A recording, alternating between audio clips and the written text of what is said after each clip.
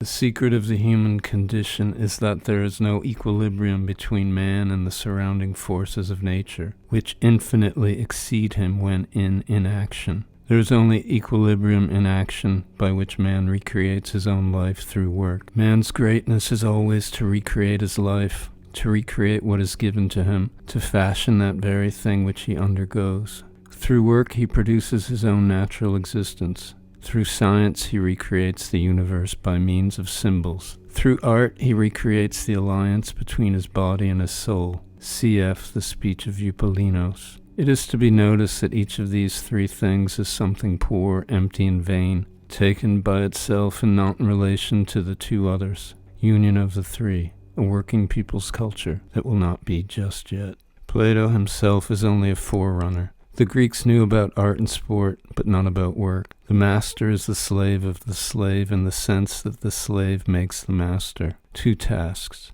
to individualize machinery, to individualize science, popularization, a people's university on the Socratic model for the study of the elements of the various trades. Manual work. Why has there never been a mystic workman or peasant to write on the use to be made of disgust for work? Our souls fly from this disgust, which is so often there, ever threatening, and try to hide it from themselves by reacting vegetatively. There is mortal danger in admitting it to ourselves. This is the source of the falsehood peculiar to the working classes. There is a falsehood peculiar to each level. This disgust is the burdensomeness of time. To acknowledge it to ourselves without giving way under it makes us mount upwards. Disgust in all its forms is one of the most precious trials sent to man as a ladder by which to rise. I have a very large share of this favor. We have to turn all our disgust into a disgust for ourselves. Monotony is the most beautiful or the most atrocious thing. The most beautiful if it is a reflection of eternity, the most atrocious if it is the sign of an unvarying perpetuity. It is time surpassed or time sterilized. The circle is the symbol of monotony, which is beautiful, the swinging of a pendulum of monotony, which is atrocious, the spirituality of work. Work makes us experience in the most exhausting manner the phenomenon of finality rebounding like a ball. To work in order to eat in order to work. If we regard one of the two as an end, or the one and the other taken separately, we are lost. Only the cycle contains the truth. A squirrel turning in its cage in the rotation of the celestial fear, extreme misery and extreme grandeur. It is when a man sees himself as a squirrel turning round and round in a circular cage that if he does not lie to himself, he is close to salvation. The great hardship in manual work is that we are compelled to expend our efforts for such long hours simply in order to exist. The slave is he to whom no good is proposed as the object of his labor, except mere existence.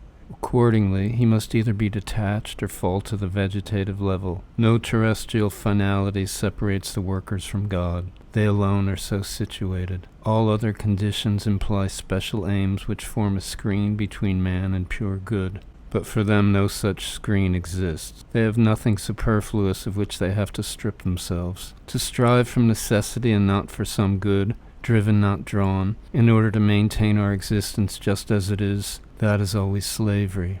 In this sense, the slavery of manual workers is irreducible, effort without finality. It is terrible, or the most beautiful thing of all, if it is finality without an end. The beautiful alone enables us to be satisfied by that which is. Workers need poetry more than bread. They need that their life should be a poem. They need some light from eternity. Religion alone can be the source of such poetry. It is not religion, but revolution, which is the opium of the people. Deprivation of this poetry explains all forms of demoralization. Slavery is work without any light from eternity, without poetry, without religion. May the eternal light give, not a reason for living and working, but a sense of completeness which makes the search for any such reason unnecessary. Failing that, the only incentives are fear and gain. Fear, which implies the oppression of the people, gain, which implies the corruption of the people. Manual labor, time entering into the body. Through work, man turns himself into matter, as Christ does through the Eucharist.